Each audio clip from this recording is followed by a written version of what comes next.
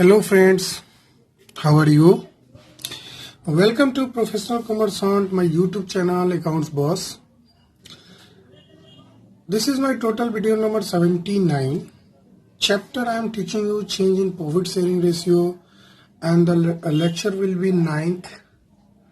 Topic आज होगा problems of weighted average profit methods from DK Goyal. DK Goyal का एक बहुत ही शानदार क्वेश्चन है वेटेड एवरेज प्रॉफिट मेथड से। मैं उस क्वेश्चन को आपके साथ डिस्कस करूंगा। ये कॉन्सेप्ट बिल्डिंग क्वेश्चन है इस मेथड का, और आपके साथ एक नया कॉन्सेप्ट भी आज डिस्कस करूंगा, सुपर प्रॉफिट मेथड से गुडविल का वैल्यूएशन कैसे करते हैं। तो आपको ये दो बातें मैं आज के लेक्चर में डिलीवर करने वाला हूँ। तो आइए मेरे साथ आप शुरू कीजिए, शुरू किया जाए लेक्चर। आइए क्वेश्चन नंबर 8 डीके गोयल का मैं आपको बताने जा रहा हूँ। जरा क्वेश्चन नंबर 8 देख लीजिएगा बच्चे। Following information is available about the business of A firm. Profit 2013 का 40,000, 2014 का 50,000, 15 का 60,000। Non recurring income of 1,000 is included in the profit of 2014। 2014 के प्रॉफिट में एक नॉन रेकरिंग इनकम 1,000 का जो शामिल था। तो जाहिर सी बात है नॉन रेकरिंग इनकम शामिल रहता है तो हम उसे घटा देते हैं क्योंकि ये रेगुलर इनकम नहीं है। Profits of 2013 have been reduced by 6,000 because goods were destroyed by fire। अब ये नॉर्मल लॉस है। तो 2013 का जो 40,000 प्रॉफिट आया है उसमें हमने 6,000 डिडक्ट कर दिया था एबनॉर्मल लॉस के कारण। अब उसे वापस जोड़ना होगा क्योंकि हमें नॉर्मल एवरेज प्रॉफिट निकालना है और ये एबनॉर्मल लॉस हर साल नहीं होता है, इसीलिए हमें इसे वापस से जोड़ देना होगा। चौथा, goods have not been insured but is thought to insure them in future. और चौथा टॉपिक जरा ध्यान से सुनना। Goods have not been insured but it is thought to insure them in future. अभी तक गुड्स इंश्योर नहीं हुआ है लेकिन भविष्य में ये डिसाइड हो रहा है कि इसको इंश्योर कर दिया जाएगा। The insurance premium is estimated at 400 per year. Insurance premium estimate किया गया है कि 400 रुपये सालाना देना है। Reasonable remuneration of the proprietor of business is 6,000 per year. जितने भी प्रोप्राइटर हैं बिजनेस में उनको रेम्यूनरेशन मिल रहा है 6,000 per year, but it has not been taken into account for calculation of above mentioned profit। अगर क्वेश्चन में गौर करें तो नंबर ऑफ पार्टनर्स नहीं दिया हुआ है तो हम मान लेंगे मोटा मोटी कि 6,000 का रेम्यूनरेशन जो प्रोप्राइटर यानी पार्टनर्स को देना था हमने नहीं दिया है, तो हर साल के प्रॉफिट में से 6,000 हम डिडक्ट कर देंगे। ठीक है, कॉन्सेप्ट क्लियर है। आगे बढ़ते हैं। Profit of 2015 includes 5,000 income from investment. ये जो 2015 का प्रॉफिट जो 60,000 नजर आ रहा है उसमें इनकम और इन्वेस्टमेंट शामिल है 5,000 का। तो मैंने आपको बताया था जो नॉन मेन लाइन बिजनेस समझते हैं ना, मैंने बताया था आपको मेन लाइन बिजनेस का मतलब प्रिंसिपल रेवेन्यू जनरेटिंग इनकम नहीं है। मतलब अगर कपड़े की दुकान है तो कपड़े को बेच के जो इनकम आती है वो मेन लाइन बिजनेस इनकम होती है, लेकिन ये वाला इनकम और इन्वेस्टमेंट है, अदर सोर्स से इनकम हो रहा है। आपके पास पैसा था, बिजनेस से प्रॉफिट कमाया, आपने उस पैसे को कहीं इन्वेस्ट कर दिया और उससे आपको इनकम मिल रहा है। तो ये हर साल ये हमारा एवरेज नॉर्मल एवरेज प्रॉफिट के लिए ये नहीं होगा क्योंकि ये मेन लाइन बिजनेस का प्रॉफिट नहीं है। तो मैंने ये पहले भी बताया है कि जब भी आपको प्रिंसिपल रेवेन्यू जनरेटिंग इनकम नहीं हो तो आप उससे वापस से डिडक्ट कर देंगे क्योंकि ये जोड़ा गया था। ठीक है ना, समझ गया ना। तो हमने मोटा मोटी तो आपको सोल्यूशन बता दिया है, बस आपको सॉल्व करके मैं बता दूं जल्दी जल्दी। ये 2013 का प्रॉफिट हो गया, ये 2014 का हो गया और ये हो गया 2015 का। आइए यहाँ पे आप ईयर लिख दीजिए बच्चे, यहाँ पे आप प्रॉफिट लिख दीजिए। आप कॉलम बना लीजिएगा, मैंने कॉलम नहीं बनाया है स्केल का यूज करते हुए। प्रॉफिट यहाँ 2013 में 40,000 था, यहाँ 50,000 था और यहाँ पे 60,000 था। 3 साल का हमें निकालना था। सबसे पहला हमको एडजस्टमेंट करना है। एडजस्टमेंट नंबर 1 हमने देखा है कि किसको बात कर रहा है। बच्चा बोला है non recurring income, non recurring income, non recurring income. तो नॉन रिकरिंग इनकम को आप जानते ही हैं, आपने इसको जोड़ा होगा, आप इसे डिडक्ट कर देंगे प्रॉफिट ऑफ 2014। तो 1000 का नॉन रिकरिंग इनकम है, आप उस साल के प्रॉफिट से डिडक्ट कर दीजिए, लेस कर दीजिए। ठीक है। दूसरा एडजस्टमेंट बोलता है बच्चा कि profit of 2013 have been reduced by 6000 because goods were destroyed by fire. तो लॉस बाय फायर के कारण, जो कि नॉर्मल लॉस है, इस 2013 का प्रॉफिट 6000 से घट गया था, आप वापस से इसे जोड़ देंगे, ऐड कर देंगे। ठीक है बच्चा। तीसरा बच्चा इंश्योरेंस वाला है, उस पर वेट करेंगे, मैं इसका कॉन्सेप्ट सिखाऊंगा। तीसरा हम ले लेते हैं reasonable remuneration, remuneration to proprietor, remuneration to proprietor, proprietor. तो रेम्यूनरेशन हर साल देना है 6,000 का, तो आप डिडक्ट कर लीजिए हर साल के प्रॉफिट में, ताकि ये क्लियर कंसेप्ट रहे आपको, क्योंकि ये एक्सपेंस नहीं घटाया गया था तो आपको घटाना होगा नॉर्मल प्रॉफिट के लिए, क्योंकि रेम्यूनरेशन तो देना पड़ेगा ऐसे भी। हाँ नहीं दिख रहा था, सॉरी, अभी दिखा बेटा, क्लियर है। आगे बढ़े बच्चे। नेक्स्ट टॉपिक है profit of 2015 includes 5000 income on investment. एक इनकम ऑन इन्वेस्टमेंट हुआ है, इनकम ऑन इन्वेस्टमेंट हुआ है। अब इनकम ऑन इन्वेस्टमेंट कितना हुआ है बच्चे? 5000 का। तो आप 5000 को यहाँ पे आप डिडक्ट कर देंगे। क्या कर देंगे बच्चे? डिडक्ट कर देंगे, क्योंकि ये ऐड किया गया था और ये मेन लाइन बिजनेस का इनकम नहीं था। ठीक है ना, समझ रहे हैं ना। तो हमें टोटल 6 आइटम में हमने 4 कर लिया और एक प्रॉफिट था, 5 आइटम, एक बच गया इंश्योरेंस। इंश्योरेंस का जरा नोट आप लिख लीजिएगा, मैं आपको नोट कहीं भी आप मेंशन कर लीजिए, हम आपको नोट यहाँ पे लिख रहे हैं, आप नोट मेंशन कर लीजिएगा। इफ गुड्स आर, जो भी है, बिजनेस हो या गुड्स हो, goods are to be insured in future, then insurance premium, याद करके नोट कर लीजिएगा कहीं भी, insurance premium, then insurance premium must be subtracted from average profit और वेटेड एवरेज प्रॉफिट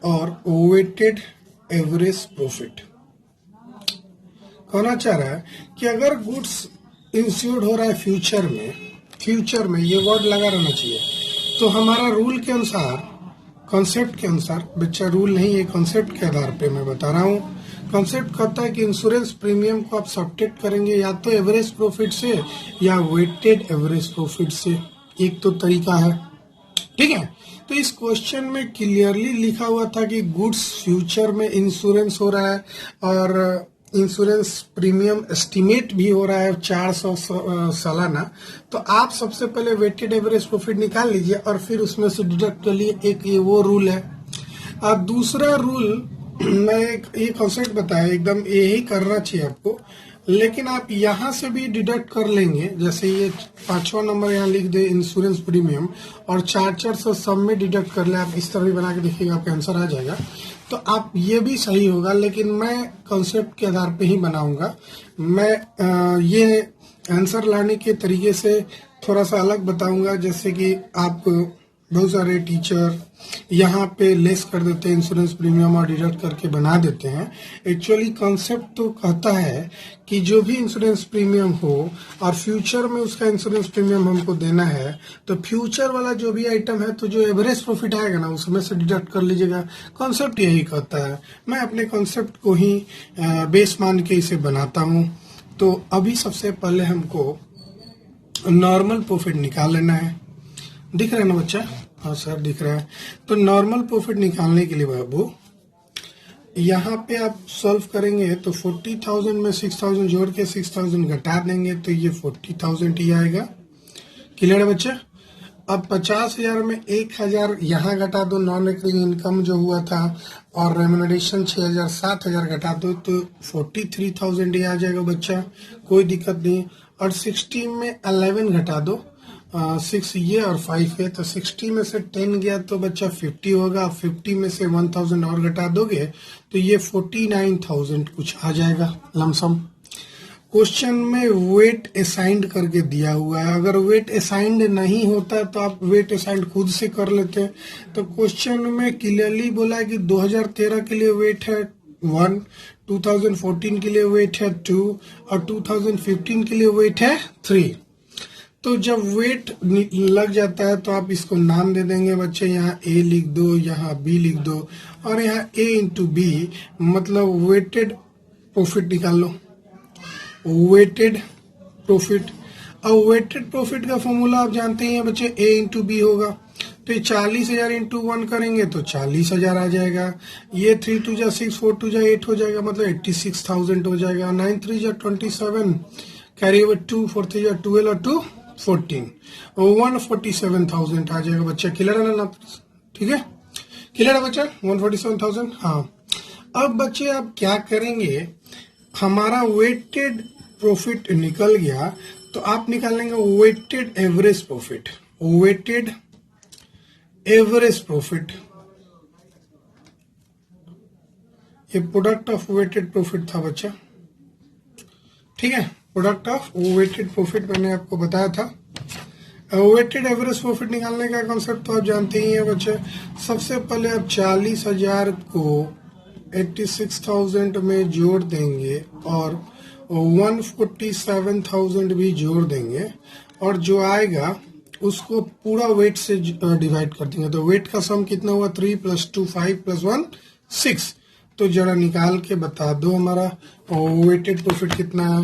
तो 40,000 प्लस 86,000 प्लस 147,000 डिवाइडेड बाई ये 273,000 आया बच्चा, कोई दिक्कत नहीं है ना। 273,000 है, डिवाइडेड बाई 6 कर देंगे तो ये आ जाएगा 45,500।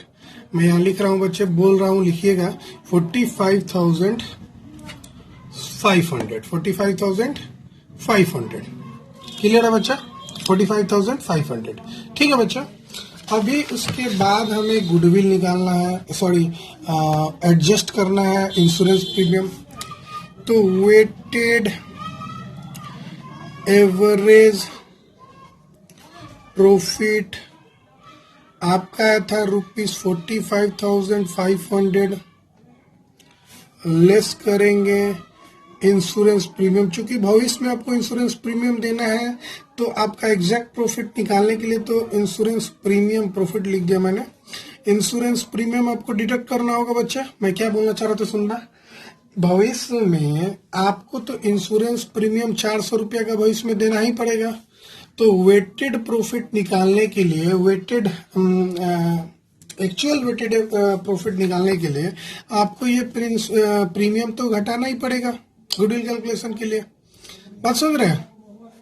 हम कहना क्या चाह रहे हैं, हम कहना चाह रहे हैं भाई ये बाबू, ये इंश्योरेंस प्रीमियम जो है आपको अगला साल भी देना होगा, उसके अगला साल भी देना होगा, क्योंकि आपका गुड्स इंश्योर्ड हो रहा है फ्यूचर में। और जब कभी गुड्स इंश्योर्ड हो फ्यूचर में तो ये एक नॉर्मल खर्चा हो गया जो आपको करना ही करना है, और आपने वो अभी तक किया नहीं था, इसीलिए हम हर साल करने के बजाय वेटेड एवरेज प्रॉफिट में से ही डिडक्ट कर लिए, है ना। तो आया 45,100, डिडक्ट कर लो, 5 में से 4 गया 1 और ये 45,000।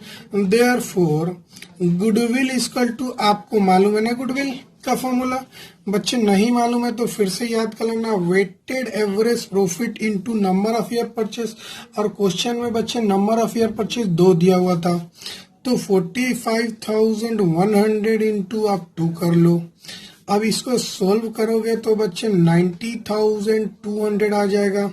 जरा कैलकुलेटर का यूज कर लें हम, -400 इंटू 2, जरा देखना ये है ना 90,200, 90,200। क्लियर है? आपका आंसर देखिए बुक के अनुसार भी आ गया 90,200। अगर इसी क्वेश्चन में ये जो इंश्योरेंस प्रीमियम है और इसको मान लेते कि इंश्योरेंस प्रीमियम अभी ही, ये वैसे तो फ्यूचर लिखा है लेकिन एजम्पशन ले लिए कि हमने हर साल डिडक्ट किया, तो आप यहाँ पे भी इंश्योरेंस प्रीमियम डिडक्ट करेंगे। पांचवा नंबर लिख के लेस इंश्योरेंस प्रीमियम 400 400 400, तो आपका ये वाला चीज अलग होगा और ये वाला चीज होगा, लेकिन आंसर आपका लास्टली 90,200 ही आएगा। लेकिन जो कॉन्सेप्ट कहता है, जो मैंने नोट में लिखा है, उसको जरा ध्यान दीजिएगा। कहता है कि अगर भविष्य में गुड्स को इंश्योर कराने वाले हैं और उसका इंश्योरेंस प्रीमियम एस्टिमेट किए हुए हैं, तो हमेशा इंश्योरेंस प्रीमियम को सब्ट्रैक्ट करेंगे या तो एवरेज प्रॉफिट में से या वेटेड एवरेज प्रॉफिट में से। ये कॉन्सेप्ट है बच्चा, आपको हम बुक में भी दिखा देते हैं। ये बुक में भी लिखा हुआ है, आपको एक जगह हम पढ़ा देते हैं। ठीक है, देखिए बच्चा, यहाँ लिखा हुआ है, बुक से भी हम लाइन दिखा दे रहे हैं। कहता है if Ajay decide that business be insured in future and expected future insurance charges are 5,000, से एज्यूम किया है, these charges be deducted from the average profit of the firm and not from the profit of a particular year. Particular year के profit से नहीं deduct करना है, लेकिन आपको कहाँ से डिडक्ट करना है बच्चा? एवरेज प्रॉफिट से। ठीक है बच्चा, लेकिन मैंने देखा है कि डीके गोयल बुक वाले ने क्या किया है, बहुत सारे टीचर ने क्या किया है, जब मैं भी पढ़ता था उस समय क्या करते थे, ये इंश्योरेंस वाले को डिडक्ट कर लेते थे। ठीक है, तो आपको जैसे बनाने हैं बना लीजिएगा, मैंने दोनों ही बात आपको सिखा दिया। अब नेक्स्ट कॉन्सेप्ट मेरा सुपर प्रॉफिट मेथड होने वाला है, हम लोग सीखते हैं। ठीक है बच्चे, ठीक है बच्चा, आगे क्वेश्चन हम लोग पढ़ते हैं सुपर प्रॉफिट मेथड के कॉन्सेप्ट को। तो बच्चों मैं बता दूं, थोड़ा कॉन्सेप्ट जान लेते हैं। When a similar type of business earn profit at a certain percentage of the capital employed, it is called normal return। एक क्वेश्चन से हम लोग जरा समझेंगे उसको क्या बोलते हैं। जैसे मान लेते हैं दो बिजनेस है, एक मैं अपना रफ सीट ले लूं, where is my rough sheet, wait, हाँ मिल गया। What I actually want to explain you, just listen carefully.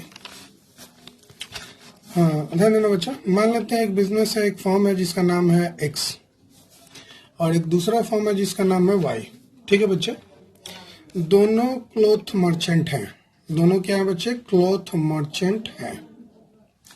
दोनों ही एक कपड़ा व्यापारी हैं बच्चे, क्लियर है ना? दोनों ने ही अपना कैपिटल इन्वेस्ट किया था बिजनेस में, मतलब उसी को बोलते हैं कैपिटल एम्प्लॉयड। मतलब एक्चुअली बिजनेस में कितना पैसा इन्होंने लगाया है, तो दोनों ने इन्वेस्टमेंट कर रखा था 10 लाख रुपीस। ठीक है, ठीक है। और एक नया बिजनेसमैन मान लेते हैं जेड, अगर वो भी इस कपड़े में 10 लाख बिजनेस लगाएगा, 10 लाख कैपिटल इन्वेस्ट करेगा, तो नॉर्मली कोई भी करे, X Y Z A B C D, कोई भी व्यक्ति इन्वेस्ट करेगा तो एक मान के चलता है कि साल में उसको 10% का अर्निंग होगा, साल में या मंथ में जो भी है, मतलब जितने कैपिटल लगाया ना उसका साल भर में उसको रिटर्न आ जाएगा 10%। अगर ये कपड़े की दुकान खोलेगा इस जगह पे, मतलब एक नॉर्मल रेट ऑफ रिटर्न तय किया जाता है। ये हमको खैर पढ़ना नहीं है, एनआरआर का कैलकुलेशन आप सीए जब करेंगे या बीकॉम में भी पढ़ेंगे, चाहे एमकॉम में भी पढ़ेंगे, एमबीए में भी पढ़ेंगे, नॉर्मल रेट ऑफ रिटर्न निकालना आप जरूर सीखेंगे। उसका बहुत सारा टेक्निक है निकालने का, जिस पे हम बिल्कुल ही डिस्कस नहीं करने वाले हैं, क्योंकि आपके क्वेश्चन में नॉर्मल रेट ऑफ रिटर्न निकाल के दिया रहेगा। एक कंसेप्ट बता दूं कि कोई भी कपड़े की दुकान एक छोटा सा खोला जिसमें इन्वेस्टमेंट किया 10 लाख, एक खास जगह पे खोला, तो उनको कहीं ना कहीं से 10% का इनकम किसी भी सूरत में होगा। हम इसको नाम देते हैं normal rate of return, NRR, normal rate of return. अगर मान लेते हैं क्लॉथ मर्चेंट एक्स था वो 15% अर्निंग किया और क्लॉथ मर्चेंट वाई था वो 20% अर्निंग किया, तो एक्स ने कितना सुपर प्रॉफिट कमाया, एक्स ने कितना सुपर प्रॉफिट कमाया, मैं शॉर्टकट लिख रहा हूँ क्योंकि ये एग्जांपल समझा रहा हूँ। एक्स ने कितना सुपर प्रॉफिट कमाया, तो यहाँ अर्निंग हुआ उसको 1.5 लाख, और नॉर्मल बिजनेस में 1 लाख तो किसी भी सूरत पे कमाई होने वाला था। तो ये एक्स जो है 50,000 का सुपर प्रॉफिट कमा लिया। इसी को बोलते हैं सुपर प्रॉफिट। सुपर प्रॉफिट का मतलब होता है actual profit over the normal profit. Normal profit के कंपैरिजन में कितना ज्यादा कमाया average profit, actual average profit, that is only called super profit. Clear है ना? मतलब कंपैरेटिवली एक नॉर्मल रेट ऑफ रिटर्न से आप कितना अधिक कमाते हैं पैसे लगा के, सेम पैसे लगा के सेम बिजनेस में। हर एक कंपनी का, जैसे टेक्सटाइल इंडस्ट्रीज है उनकी नॉर्मल रेट ऑफ रिटर्न अलग होगी, सीमेंट इंडस्ट्रीज है तो उनकी नॉर्मल रेट ऑफ रिटर्न अलग होगी, आयरन एंड स्टील इंडस्ट्रीज है तो उनकी नॉर्मल रेट ऑफ रिटर्न अलग होगी। हर एक कंपनी की कैटेगरी डिवीजन है, डिवाइड किया गया है, उसमें भी small scale, large scale, medium scale करके ये normal rate of return market में अवेलेबल है। ठीक है, तो हमको नॉर्मल रेट ऑफ रिटर्न से जितना ज्यादा हम कमाएंगे उतने ही पैसा लगा के, तो that is called super profit. अगर क्लॉथ मर्चेंट वाई का निकालते हैं तो इसने 2 लाख रुपया कमाया, यानी इसकी सुपर प्रॉफिट हो गई 1 लाख रुपया। कैसे? इस 2 लाख में से 1 लाख रुपया घटा देंगे और इस एक्स की सुपर प्रॉफिट हो गई 50,000। समझ गए ना हम क्या समझाना चाह रहे थे? खैर आइए, तो मान लेते हैं मेरा एग्जाम्पल वही है, कैपिटल एम्प्लॉयड 10 लाख रुपीज है, return on capital yield ratio है 15%। यील्ड रेशियो भी बोलते हैं, मतलब इसकी कमाई है 15%, जबकि मार्केट में नॉर्मल रेट ऑफ रिटर्न कितना है बच्चा? 10%। देयरफॉर नॉर्मल प्रॉफिट कितना हो गया बच्चा? सबसे पहले तो नॉर्मल प्रॉफिट निकाल लो। तो भाई बिजनेस में आप 10 लाख रुपया लगाएंगे, आप क्या, कोई भी लगाएगा आपकी जगह पे तो 10% वो कमाएगा ही कमाएगा। उसको बोलते हैं नॉर्मल प्रॉफिट। उसको क्या बोलते हैं बच्चे? Normal profit. मतलब कोई भी उतना पैसा लगाएगा बिजनेस में तो उसको उतना कमाना ही कमाना है किसी भी सूरत में। ठीक है ना? जो हमारा फॉर्म है, फॉर्म अर्न कितना करता है? कितना करता भाई? 10 लाख रुपया उसने लगाया था फॉर्म ने, हमारा फॉर्म ने, और 15% का इनकम हुआ था। रिटर्न ऑन कैपिटल उसको कितना आया था? 15% का। यानी इसकी अर्निंग हो गई बच्चे 1,50,000, है ना? तो सुपर प्रॉफिट जरा देखो, सुपर प्रॉफिट कितना इसने कमा लिया हमारा फर्म ने? हमारा फर्म ने सुपर प्रॉफिट कमा लिया बच्चे 1,50,000 माइनस 1 लाख रुपया, माइनस 1 लाख रुपया, जो कि आया 50,000 रुपीज। हमारा फर्म ने कितने का सुपर प्रॉफिट कमाया? 50,000 का। तो आशा करते हैं सुपर प्रॉफिट का मतलब समझ गए। मतलब जो हमारा एक्स्ट्रा इनकम होगा नॉर्मल रिटर्न की कंपैरिजन में, ठीक है ना, उसी प्रॉफिट को हम लोग बोलते हैं सुपर प्रॉफिट। मतलब excess of actual average profit over normal profit is known as super profit. Excess जितना भी ज्यादा कमाएंगे हम नॉर्मल प्रॉफिट के कंपैरिजन में, that is called super profit. आशा करते हैं आप समझ गए बच्चे कॉन्सेप्ट सुपर प्रॉफिट क्या होता है। आगे कुछ थोड़ी बातें आपको मैं बता दूं। अब सर बात आती है कैपिटल एम्प्लॉयड किसको कहते हैं, जरा देखना बच्चे। अब बात आती है सर कैपिटल एम्प्लॉयड किसको कहते हैं। कैपिटल एम्प्लॉयड किसे कहते हैं बच्चे, जरा ध्यान देना बच्चा। Capital employed means, capital employed means, थोड़ा सा स्टैंडर्ड लेवल पे मैं बताऊंगा। Capital invested, capital invested in the firm to carry on business, business को रन करने के लिए जितना भी कैपिटल बिजनेस में लगाया जाता है, that is called capital in employed. ठीक है ना, जो पूंजी लगता है ना उसको बोलते हैं कैपिटल इम्प्लॉयड। ठीक है ना। और कैपिटल एम्प्लॉयड निकालने के लिए क्या जरूरी होता है, क्यों निकालना पड़ता है? To determine the value of goodwill, goodwill की वैल्यू को डिटरमाइन करने के लिए हमें कैपिटल एम्प्लॉयड निकालना पड़ता है। अब यहाँ पे जरा बैलेंस शीट आपके सामने हम एक बनाने वाले हैं, हम फॉर्मेट। ठीक है बच्चे, हाँ बच्चे देखना, मैंने एक बैलेंस शीट बनाया है फॉर्मेट। हम यहाँ डेट डाल देते हैं 31 मार्च 2020। जरा ध्यान से देखना, ये डेबिट है, एक क्रेडिट है। ठीक है, सॉरी हाँ चले गए। ये लायबिलिटीज है, ये एसेट्स है। बैलेंस शीट बना रहा था, ध्यान कहीं और चला गया मेरा। आप ऐसा गलती नहीं करेंगे। ठीक है बच्चे, जा देखते हैं बैलेंस शीट में हम क्या क्या लिखते हैं। हम सबसे पहले तो कैपिटल लिखते हैं। ठीक है, बैलेंस शीट में क्या लिखते हैं बच्चे? कैपिटल। हमें कुछ प्रॉफिट वगैरह हो गया तो मान लेते हैं उसको ट्रांसफर कर दिया रिजर्व वगैरह में, मान लेते कुछ रिजर्व हो गया।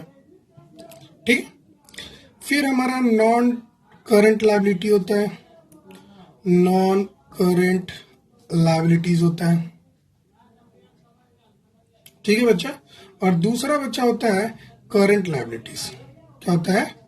Current liabilities. इतने सारे बैलेंस शीट के लायबिलिटीज में जाता है। ठीक है, एसेट में क्या जाएगा बच्चा? नॉन ट्रेड इन्वेस्टमेंट,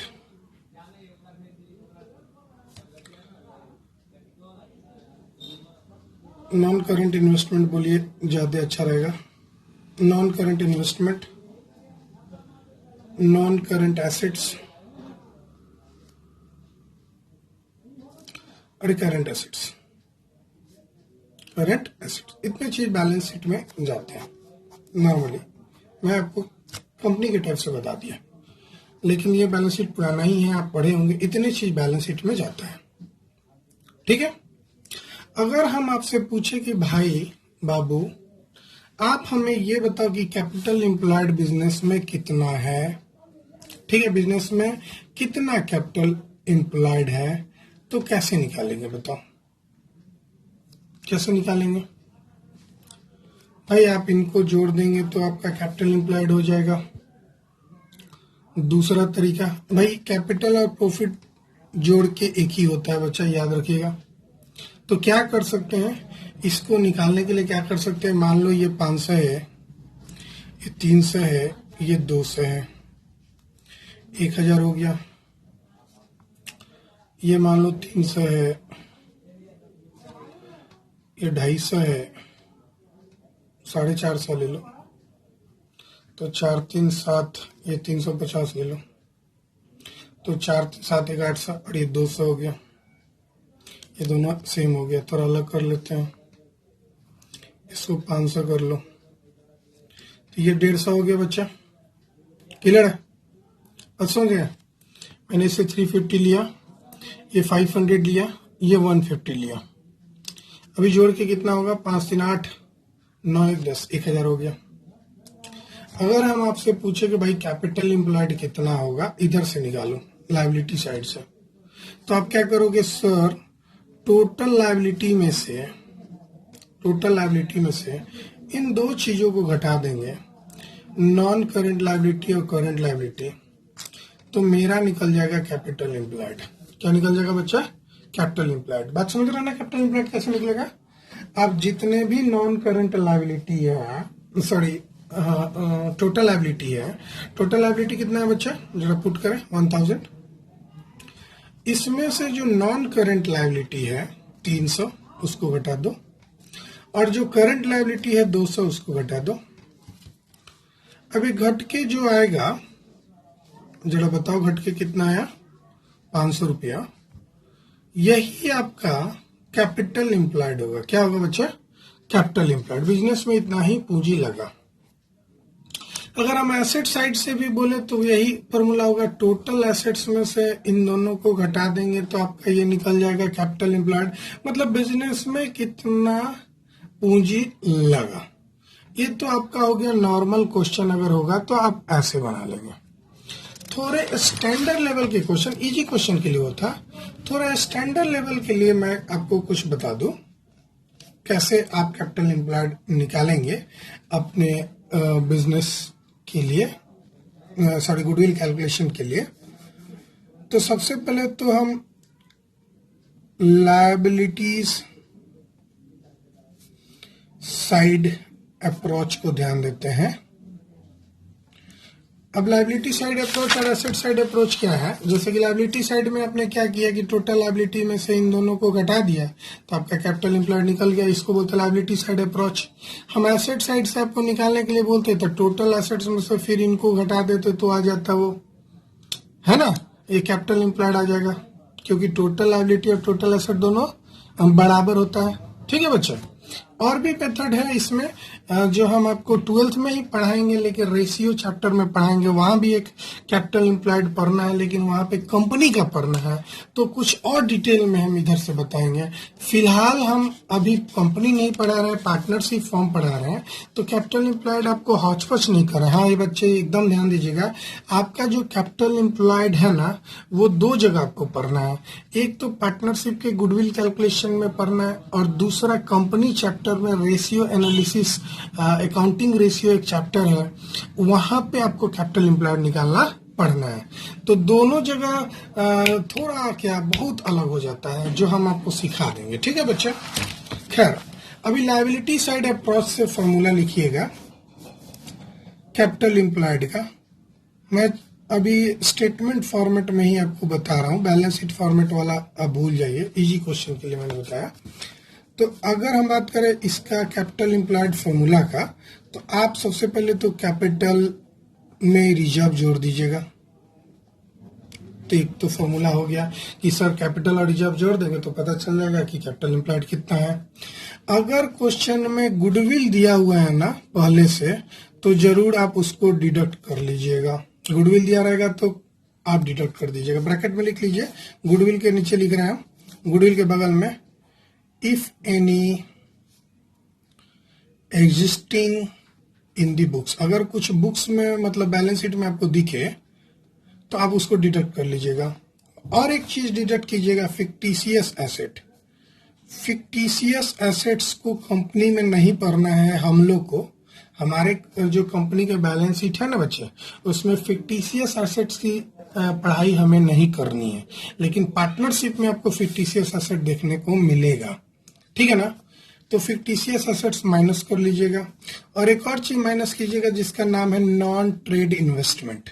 अगर क्वेश्चन में हो तो हम बताएंगे नॉन ट्रेड इन्वेस्टमेंट क्या होता है, घबराने की जरूरत नहीं है। तो आपने क्या क्या क्या फॉर्मूला निकाला कैपिटल एम्प्लॉयड इक्वल टू, मैं इसे अंडरलाइन कर दूं बच्चा। तो कैपिटल एम्प्लॉयड इक्वल टू आपने क्या निकाला कि कैपिटल प्लस रिजर्व अगर सिर्फ क्वेश्चन में है तो हो गया। अगर क्वेश्चन में गुडविल है कोई तो उसको घटा देंगे। अगर कोई फिक्टिशियस एसेट है, नाम मात्र का एसेट, हम एग्जाम्पल के सहारा बताएंगे, घबराइए मत, तो उसको घटा देंगे। और नॉन ट्रेड इन्वेस्टमेंट अगर क्वेश्चन में है तो उसको घटा देंगे। ये लायबिलिटी साइड अप्रोच है। दूसरा पढ़िएगा asset side approach. Asset side से कैपिटल एम्प्लॉयड कैसे निकालेंगे हम, है ना। तो यहाँ पे पढ़िए, कैपिटल एम्प्लॉयड के लिए क्या फॉर्मूला है, ये फॉर्मूला तो आपको याद करना पड़ेगा। ठीक है ना। ऑल एसेट्स, सारे एसेट्स को जोड़िएगा, जो मैंने अभी जोड़ रहा था, आप वर्क किए थे। मैं गुडविल निकालने के लिए क्या कर रहा था बच्चा, सारे एसेट्स को जोड़ रहा था, इन सारे एसेट्स को जोड़ रहा था, है ना। कैपिटल एम्प्लॉयड निकालने के लिए बताया ना, ये टोटल लायबिलिटी माइनस है, और यहाँ टोटल एसेट भी लिख सकते हैं आप, है ना। टोटल एसेट्स माइनस ये अगर है तो क्वेश्चन में डिडक्ट कर लीजिएगा। ठीक है ना, ये एसेट साइड से भी निकल सकता है। कोई चीज हम बताना जा रहे हैं, थोड़ा सा और स्टैंडर्ड करेंगे हम। ऑल एसेट्स, लेकिन इस एसेट्स में आप क्या क्या छोड़ दीजिएगा वो हम बता रहे हैं। अगर है होगा तो नहीं ही रहता है ज्यादातर क्वेश्चन में, लेकिन अगर होगा तो एक्सेप्ट गुडविल, गुडविल को छोड़ देना है, उस एसेट्स में गुडविल शामिल नहीं करना है। और ये तीन चीज नहीं शामिल करना है, नॉन ट्रेड इन्वेस्टमेंट नहीं शामिल करना है, अगर क्वेश्चन में नॉन ट्रेड इन्वेस्टमेंट है ना बच्चे, आप उसको शामिल नहीं करिएगा। और अगर फिक्टिशियस एसेट है, फिक्टिशियस एसेट 11th में पढ़े होंगे, नाम मात्र का एसेट जिसकी कोई वैल्यू नहीं होती है, फिक्टिशियस एसेट्स है तो उसको छोड़ दीजिएगा। माइनस माइनस क्या कीजिएगा, देखिए ऑल एसेट्स माइनस क्या हम किए यहाँ जरा देखिए, all assets minus non current liability और करंट लायबिलिटी, इन दोनों को जोड़ के हम बोलते हैं टोटल डेप्ट। क्या बोलते हैं बच्चा, टोटल डेप्ट, टोटल डेप्ट या आउटसाइडर लायबिलिटी। क्या बोलते हैं बच्चा, आउटसाइडर लायबिलिटी। जरा ध्यान देना, नॉन करंट लायबिलिटी या करंट लायबिलिटी दोनों को जोड़ के क्या बोलते हैं बच्चा, आउटसाइडर लायबिलिटी या टोटल डेप्ट बोलते हैं, है ना।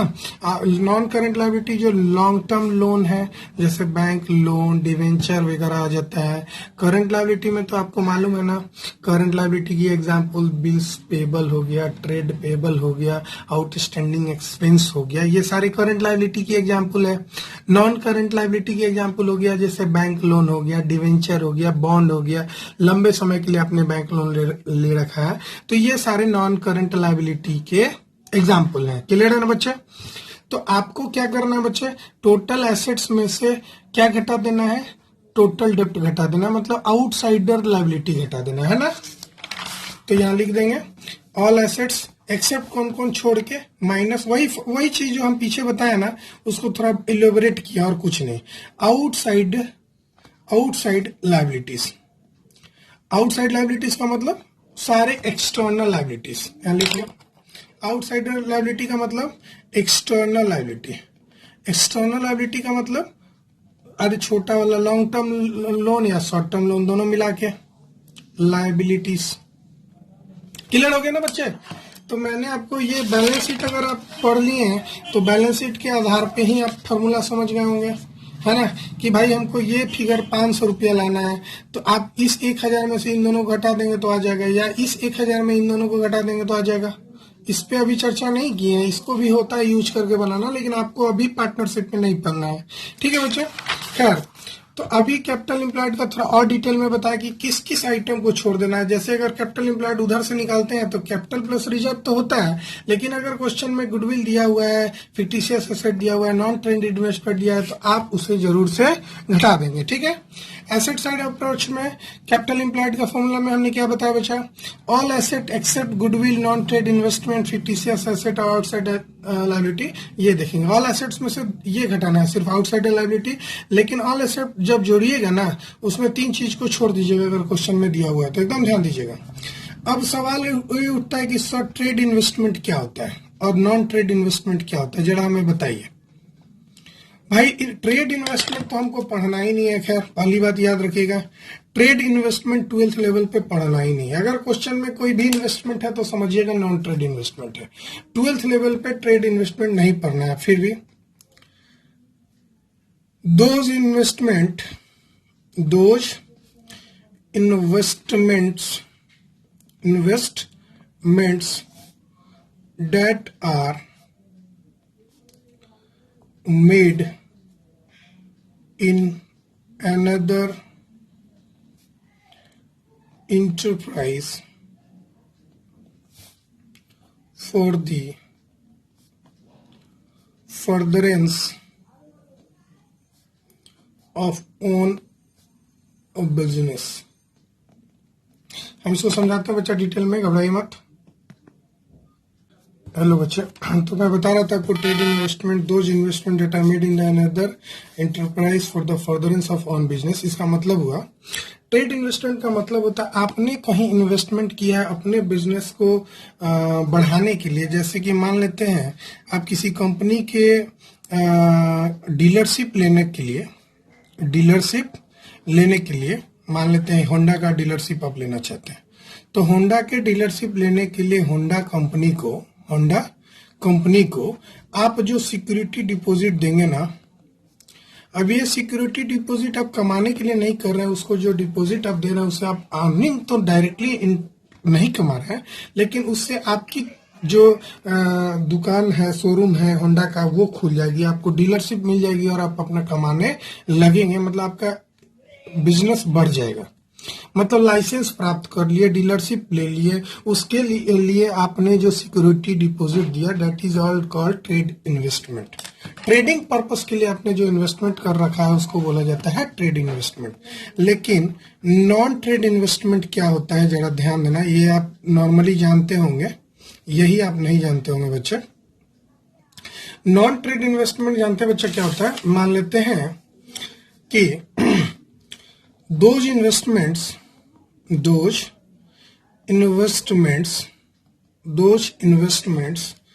that are made to earn revenue by investing, आपने जो सरप्लस कमा रखा है, investing surplus funds and not for the purpose of furtherance of own business, अपने बिजनेस को बढ़ाने के लिए नहीं। जैसे आपने जैसे अभी तो इनकम फ्रॉम इन्वेस्टमेंट बताया था ना क्वेश्चन में, मतलब आपने किसी दूसरे कंपनी का शेयर खरीद रखा है, बॉन्ड्स खरीद रखा है, डिवेंचर खरीद रखा है किसी दूसरी कंपनी का, तो आपको शेयर से डिविडेंड मिलेगा। शेयर खरीदे हैं तो आपको कंपनी वाला डिविडेंड देगा, बॉन्ड और डिवेंचर खरीदे हैं तो आपको कंपनी वाला इंटरेस्ट देगा, या आपने एफडी करा रखा है तो आपको वहां से इंटरेस्ट मिलेगा। और ये पैसे कहाँ से लगते हैं? आप बिजनेस करते हैं, आप उसको प्रॉफिट में कमाते हैं, तो आपको जो सरप्लस प्रॉफिट बचता है बिजनेस को रन करने के अलावा, जो भी एक्स्ट्रा पैसा आपके पास बचता है, तो आप क्या करते हैं? आप किसी जमीन खरीद लेते हैं, किसी कंपनी का शेयर खरीद लेते हैं, किसी कंपनी का बॉन्ड खरीद लेते हैं, किसी कंपनी का डिवेंचर खरीद लेते हैं, या फिक्स डिपॉजिट करा देते हैं। तो उससे जो आपको इनकम होता है ना बच्चे, उसको बोलते हैं नॉन ट्रेड इन्वेस्टमेंट। लेकिन किसी कंपनी का डीलरशिप लेने के लिए आपने उसको सिक्योरिटी डिपॉजिट दिया, एक एग्जांपल मैंने बताया, that is called trade investment. तो I think it is clear that trade investment क्या होता है, नॉन ट्रेड इन्वेस्टमेंट क्या होता है। हमारे क्वेश्चन में कोई भी इन्वेस्टमेंट होगा, आप उसको हमेशा नॉन ट्रेड इन्वेस्टमेंट समझेंगे। जब तक कि क्लियरली ना लिखा रहे ट्रेड इन्वेस्टमेंट, आप हमेशा उसको क्या एज्यूम करेंगे? Non trade investment. ठीक है ना? हम नोट में लिख देते हैं, आप भूल जाइएगा, लिखिए नोट में, मेरे साथ नोट में लिखिए, ठीक है। अनलेस इन्वेस्टमेंट्स आर स्पेसिफाइड, जब तक कि स्पेसिफाइड ना रहे टू बी ट्रेड इन्वेस्टमेंट, जब तक बताया नहीं कि ट्रेड इन्वेस्टमेंट है, they are treated as non trade investment. हमने अभी बताया कि अगर क्वेश्चन में क्लियरली ना बोला रहा है कि ट्रेड इन्वेस्टमेंट है, तो आप हमेशा उसको नॉन ट्रेड इन्वेस्टमेंट ही समझेंगे। तो नॉन ट्रेड इन्वेस्टमेंट को आप घटाइएगा क्वेश्चन में, ठीक है बच्चे। तो आज का कॉन्सेप्ट ओवर हुआ। मैं आगे के लेक्चर में आपको और आगे की बात बताऊंगा, कुछ एग्जांपल बताऊंगा। तो आज के कॉन्सेप्ट में मैंने आपको क्वेश्चन बनाया, सुपर प्रॉफिट का मतलब समझाया कि सुपर प्रॉफिट क्या होता है। उसके बाद मैंने आपको बताया कि कैपिटल एम्प्लॉयड क्या होता है बच्चे। कैपिटल एम्प्लॉयड में मैंने एक बैलेंस शीट बताया, और बैलेंस शीट में ये बता के सिखाना चाहे कि कैपिटल एम्प्लॉयड क्या होता है। बिजनेस में जो पैसा लगाया जाता है उसको कैपिटल एम्प्लॉयड बोला जाता है। अगर क्वेश्चन में क्लियरली ये दिया हुआ है तो ठीक है, कैपिटल एम्प्लॉयड मालूम है आपको 500 है। अगर क्वेश्चन में भाई ये वाला फिगर दिया हुआ है, तो आप इसमें से इन दोनों चीज को घटा देंगे। इन दोनों चीज को हम लोग बोलते हैं आउटसाइडर लायबिलिटी। क्या बोलते हैं बच्चे? Outsider liability. आउटसाइडर लायबिलिटी को आप घटा देंगे इसमें से, तो आपको आ जाएगा कैपिटल एम्प्लॉयड। दूसरा फॉर्मूला बताया कि जो ये जो टोटल एसेट है, इसमें से इसको घटा देंगे तो भी आ जाएगा। टोटल एसेट और टोटल लायबिलिटी बराबर होता है, इसलिए ये फॉर्मूला लागू हो सकता है। उसके बाद मैंने थोड़ा और डिटेल में चर्चा किया कि अगर क्वेश्चन में गुडविल दिया रहे, फिक्टिशियस एसेट दिया रहे, नॉन ट्रेड इन्वेस्टमेंट दिया रहे, तो आप उसको घटा देंगे।